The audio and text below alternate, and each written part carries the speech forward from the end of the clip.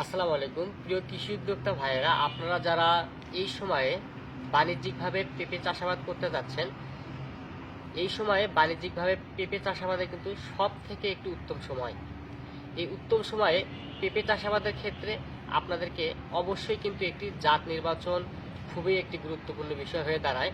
কারণ যদি আপনি সঠিকভাবে জাতটি নির্বাচন করতে না পারেন, সেক্ষেত্রে কিন্তু আপনাদের প্রজেক্টে আপনি লসের সম্মুখীন হতে পারেন।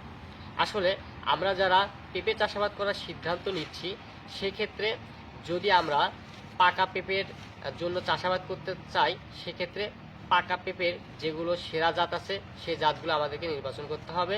সেক্ষেত্রে পাকা পেঁপের জন্য সব থেকে বেটার হচ্ছে টপ লেডি পেঁপে, আর পাহাড় অঞ্চলের জন্য হচ্ছে রেড লেডি পেঁপে। এছাড়াও আছে কিন্তু আপনার রেড গান পেঁপেও কিন্তু আপনারা পাকা পেঁপে হিসেবে চাষাবাদ করতে পারেন। আর যারা বাণিজ্যিকভাবে সবজি করবেন বা সবজি পেঁপের জন্য আপনারা নির্বাচন করতে পারেন সবজির যে পেঁপের হাইব্রিড জাতগুলো আছে, তার মধ্যে অন্যতম হচ্ছে কিন্তু বাবু পেঁপে, গ্রিন লেডি পেঁপে, এবং আপনারা চাইলে কিন্তু রেড গান পেঁপেটিও কিন্তু সবজির জন্য নির্বাচন করতে পারেন। এর পাশাপাশি আপনারা যারা দেশি পেঁপে নিয়ে ভাবছেন যে দেশি পেঁপে চাষাবাদ করবেন, তাদের জন্য সেরা জাত হতে পারে কিন্তু দেশি পেঁপের মধ্যে আপনার শাহী পেঁপেটি। জাত নির্বাচনের পরে আপনাদের প্রয়োজন হচ্ছে একটি সুস্থ সবল চারা। আমার হাতে আপনারা দেখতে পাচ্ছেন দুইটি পেঁপের চারা।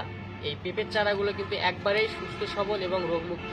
এই চারাগুলো কিন্তু তৈরি করা হয় সম্পূর্ণ কোকোপিটের মাধ্যমে, যেখানে আপনার কোনো প্রকার ভাইরাস বা রোগ জীবাণু থাকে না। এটির মাধ্যমে কিন্তু এই চারাগুলো একটা নিয়ন্ত্রিত পরিবেশের মধ্যে, পলি হাউজের মধ্যে এই চারাগুলো উৎপাদন করা হয়ে থাকে। আপনাদেরকে বলবো, আপনারা যারা পেঁপে চাষাবাদ করবেন, তাদের জন্য বীজ ক্রয় না করে আপনারা যদি এইরকম সুস্থ সবল চারাগুলো সরবরাহ করতে পারেন, সেক্ষেত্রে আপনারা দেখা যাবে প্রজেক্টেও কিছুদিন এগিয়ে যাবেন। আর আপনার চারা উৎপাদনের যে একটা অনেক বড় একটা সমস্যার সম্মুখীন হতে হয় বা বিভিন্ন ধরনের কষ্ট সহ্য করে আপনাকে চারাগুলো উৎপাদন করতে হয়, এটি থেকে কিন্তু আপনারা অনেক মুক্তি পাবেন। তাই আপনারা যারা এই সুস্থ সবল এই কোকোপিটের চারাগুলো সরবরাহ করতে চান, তারা অবশ্যই আমাদের দেওয়া স্ক্রিনের নাম্বারে যোগাযোগ করে আপনারা এই পেঁপের চারাগুলো সংগ্রহ করতে পারবেন। আসলে এই কোকোপিটের চারাগুলো আমরা কেন ব্যবহার করব? আমরা চাইলে কিন্তু মাটির চারাগুলো ব্যবহার করতে পারি। আসলে এই কোকোপিটের চারাগুলো ব্যবহারের সুবিধাগুলো কি? আমরা যখন মাটির চারাগুলো ব্যবহার করি, সেক্ষেত্রে দেখা যায় মাটিতে অনেক রোগ জীবাণু বা নেমাটোড থাকে। এই রোগগুলো নিয়ে কিন্তু গাছ কিন্তু ধীরে ধীরে বড় হয়, যার ফলে যখন আপনার জমিতে ওই চারাগুলো রোপণ করা হয়, সেক্ষেত্রে কিন্তু দেখা যায় যে গাছে রোগবালাই পোকামাকড়ের আক্রমণ আরও অনেকাংশে বেশি হয়ে থাকে। আর কোকোপিটের চারাগুলো যেহেতু এই কোকোপিটে একটি হচ্ছে জীবাণুমুক্ত, যার কারণে এই চারাগুলো কিন্তু ছোট থেকে রোগ সহনশীল হয়ে ওঠে এবং জমিতে যাওয়ার পরেই কিন্তু এই চারাগুলো অন্যান্য চারার থেকে রোগ সহনশীল বা ক্ষমতা বেশি থাকে।